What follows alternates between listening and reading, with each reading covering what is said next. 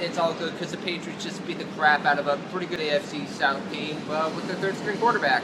Yeah, I mean, it was a terrific game for the Patriots. They really clicked on all sorts of levels. They had a great performance from Garrett Blunt there, especially in the second half. They had a great performance from their defense, great performance from their special teams, and Jacoby Brissett looked all right. Yeah. The Patriots did kind of exactly what you expected of them. They didn't put too much pressure on their third-string quarterback. He didn't throw too many passes. In reality, the only time they really needed him to throw the ball was on that third down play. They rolled a bunch of heavy equipment past us, so I apologize for rumbling. But in the second half, there was a third down play where they're in the red zone.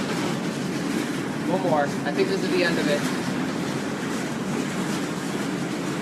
Yeah, we do our Facebook Live video outside. Continue there. Yeah, they had a third down in the red zone, and Jacoby Brissett hit Danny Amendola on this 6-yard out route. It was an absolute bullet, and it was really the only time where they really needed him to step up and make a huge throw. Everything besides that, it was just kind of safe throws way downfield where his receivers make the ball or no one's going to catch it, or dump offs. They didn't really have him driving the ball down the field, which is good, because he didn't really make any big mistakes. There was one play where he held on to the ball for too long, but really, he got sacked, it wasn't a turnover, and they ended up punting, and oh no, that means the Texans would gain 3 yards and punt it right back. And that's basically what happened every time the Texans had the ball. They really couldn't do anything. So it's really the premise of the video was trying to figure out what was most impressive about the win today. The coaching performance, Brissett, the defense, the running game. Impressed by how much money Brock Osweiler is making to put on that kind of mediocre performance. It was a crazy game on a lot of fronts. Yeah, I mean, I guess one of the things that I noticed, that I know you noticed a lot of, was kind of how the Patriots ran their offense with Brissett at quarterback. They put in a lot more quarterback runs, a lot more option plays. Just kind of, what was your favorite part of the performance there from Brissett? My favorite part was his random just option plays that they ran. So they ran a counter option where they faked the pitch to Edelman, then he ran a speed option to the right with the running back, and he faked the pitch, ran up the middle. It's a lot of those plays are the sort of stuff you see in the kind of old school college offenses, the flex mode stuff, and a lot of high school offenses. And then they ran a triple option at some point.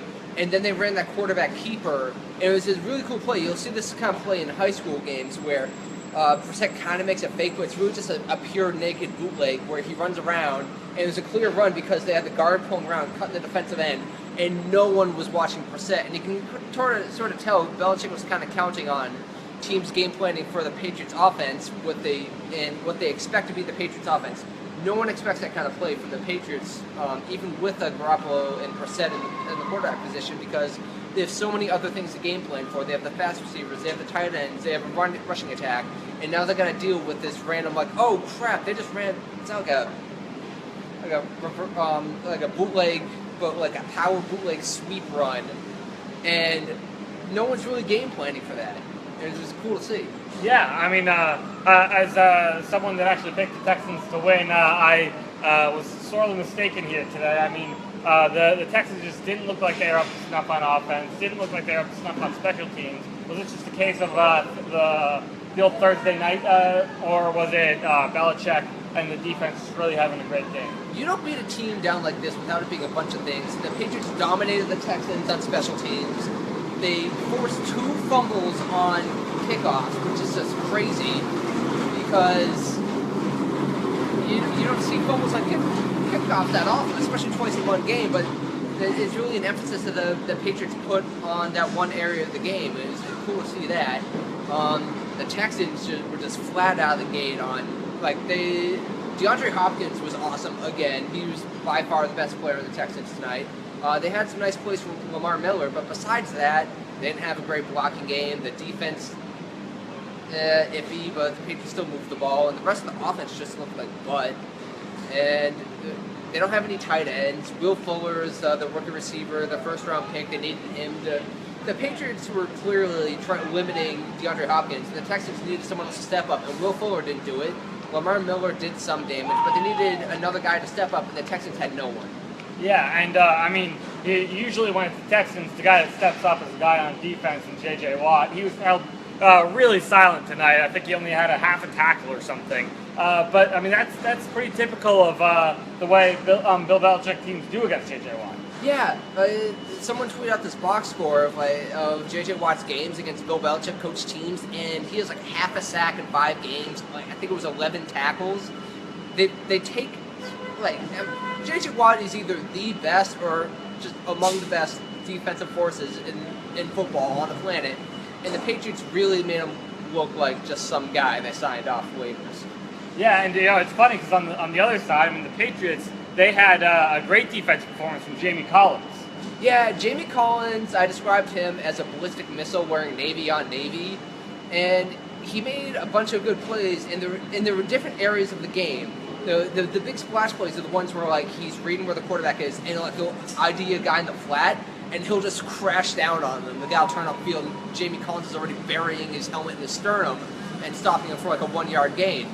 But what really impressed me is that I happened to be keying him or just watching him on the interception play, and he just drops back into a zone in the middle of the field, and it's just watching the quarterback's eyes. He's kind of drifting straight back, and then you just see him drift a little bit to the right, and as soon as the quarterback lets go of the ball, he's just in the passing lane. The ball's just right there to him.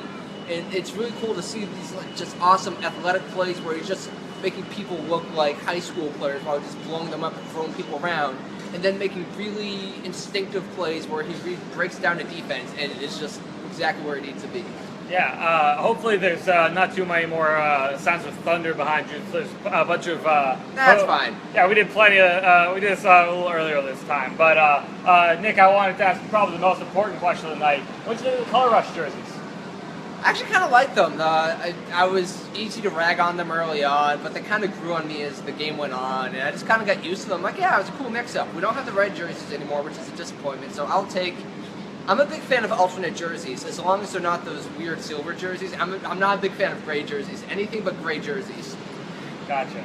All right, I guess now the Patriots moved to 3-0. We talked about this last week. If we told you before the season that they started the season 2-0, then you'd be ecstatic. Now they're 3-0, and that's even with Garoppolo getting hurt. Like, I guess kind of how would you assess like how crazy it is for them to be 3-0 right now? This is one of the most insane, entertaining seasons, and it's just getting started. And they have the Bills and Browns coming up, and they're getting Tom Brady back in 2 weeks, and the Bills are a mess. The Patriots are trending upward in every direction. The defense played to its potential. It made the Texans look terrible. The Bills, they're not going to be much of an improvement over the Bills offensively. They have Sammy Watkins, who's a good receiver. They have a running game, but they don't have the Rex Ryan team, and Rex Ryan teams historically haven't been great on offense, and they haven't been great so far on offense this season. And then you get the Bills, and then Tom Brady comes back, and then hopefully Deion Lewis comes back, and then the offense is just going to come together. And this is still a pretty young defense that's in its prime. The defense is going to get better as the season goes on. We didn't talk about it much, but Logan Ryan was the guy who was on DeAndre Hopkins, and his job was just hanging on for dear life as DeAndre Hopkins just made these backflip catches, just insane things. He had like 5 catches, but Logan Ryan did a good job shutting him down. The Malcolm Butler, he either allowed 1 or 0 catches. He was just dominant against Will Fuller. Patriots needed to take away Will Fuller, and Malcolm Butler just made him vanish. Yeah, I mean, we talked about the defense a lot. I mean, Logan Ryan, it seems like every catch on him this year is some sort of circus catch behind the guy's head with like one hand. But then I wanted to mention, we didn't even talk about him so far. I mean, Rob Gronkowski, he comes back, he made his debut this season. He didn't really play that much. Well, most of the snaps with Martellus Bennett. For them to be doing this without Gronkowski helped him, he didn't have any catches tonight. He'll be back probably week 4, probably have more snaps. How big of an impact do you think that'll make? It depends on the type of offense you're running. The offense today was not designed to throw to the tight end downfield. Gronk makes his money going down the seam, and if you're a quarterback, those are dangerous throws. So I think that kind of just fed into each other. The Patriots didn't want him making those aggressive throws that can be dangerous, the types of throws that Gronk excels in, and they didn't want to risk Gronk hurting his hamstring again. Now, towards the end of the game, oh, hi there, big horn. they were up 20. They were controlling the game. So Gronk was just on the sideline. They had Gronk back. They could use him, and they were like, "No, we're good. We really don't need to use our Gronk. We're going to keep him safe, and then we're just going to Bashful Garrett punt into your front seven until he goes all the way for a touchdown." And they drove the dagger into the Texans' heart, and then they sealed the game. All right, yeah. I mean, it's late, everyone, so we'll cut this short. I mean, it was once again a great performance by the Patriots. First shutout by them in over 1,300 days. Yep. We've got plenty more coverage coming tonight.